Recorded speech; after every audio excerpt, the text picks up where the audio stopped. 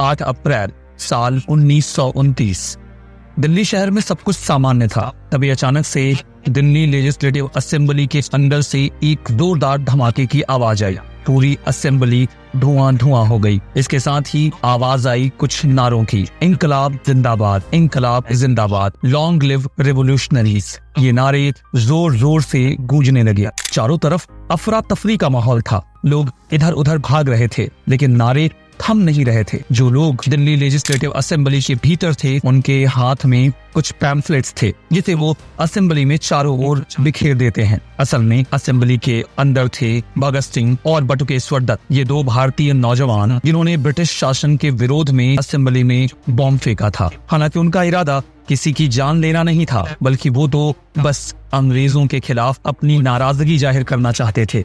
जी हाँ, ये वही वीर भगत सिंह थे जिनका नाम भारत के क्रांतिकारियों में बड़े आदर और सम्मान के साथ लिया जाता है। और लिया क्यों भी ना जाए, हमारी आजादी के आंदोलन में उनका योगदान ही कुछ ऐसा है। उनका देश के प्रति जो प्रेम था, हम उसे इसी बात से समझ सकते हैं कि वो महज 24 साल के थे जब उन्हें उनकी देशभक्ति के लिए फांसी पे चढ़ा दिया गया। भगत सिंह का जन्म 28 सितंबर 1907 को पंजाब के लायलपुर जिले में हुआ था। ये जगह आज के पाकिस्तान के फैसलाबाद में है। वो बचपन से ही बहुत तेज तर्रार थे और मेधावी भी थे, लेकिन उनका मन अंग्रेजों द्वारा भारतीयों पर किए जा रहे अत्याचारों से बड़ा दुखी रहता था। वे देश को अंग्रेजों से आजाद कराना चाहते थे। वो अंग्रेजों को मार के भगा देना चाहते थे। कहा जाता है कि जलियांवाला बाग हत्याकांड के समय जब वो केवल 12 साल के थे, तब वो जलियांवाला बाग गए थे और वो वहाँ की मिट्टी अपने साथ लेकर आए थे। उन्होंने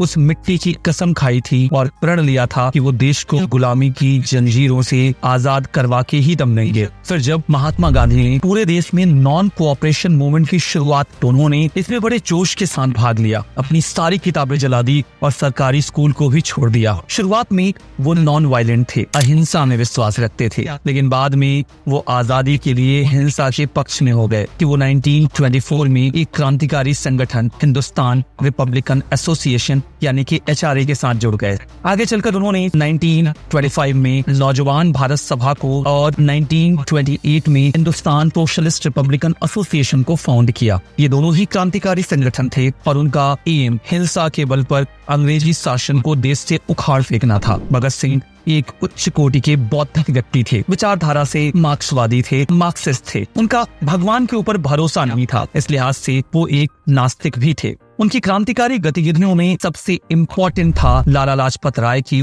मौत का बदला लेना। जब अंग्रेजों ने 1919 के एक्ट को इवेल्युएट करने के लिए साइमन कमीशन को अनाउंस किया और उसमें किसी भी इंडियन को नहीं रखा, 7 मेंबर सारे के सारे व्हाइट, तो इंडिया में एंटी साइमन कमीशन प्रोटेस्ट शुरू हुए। इन प्रोटेस्ट को लीड कर रहे थे लाला लाजपत राय। अंग्रेजों ने टारगेटेड लाठीचार्ज किया और लाला जी के सीने पर लाठियां मारी गई। लाठीचार्ज में सामान्यतः ऐसा नहीं होता, लेकिन ये एक टारगेटेड किलिंग थी। 1928 में भगत सिंह, राजगुरु और सुखदेव ने मिलकर लाला जी की मौत का बदला लिया। टारगेट था जेम्स ए स्कॉट। हालांकि गलती से JP सैंडर्स की हत्या कर दी गई। इसके बाद उन्होंने बटुकेश्वर दत्त के साथ मिलकर दिल्ली की लेजिस्लेटिव असेंबली में एक गैर जानलेवा बम भी फेंका, जिसका जिक्र हम शुरुआत में कर रहे थे। अंग्रेजी शासन का विरोध करते हुए उन्होंने गिरफ्तारी भी दी। जेल के अंदर भी उन्होंने अंग्रेजों का जो अन्यायपूर्ण रवैया था और जो उन्हें पॉलिटिकल प्रिजनर का दर्जा नहीं दिया जा रहा था, उसके लिए एक भूख हड़ताल भी की। ये भूख हड़ताल भगत सिंह की 116 दिनों तक चली,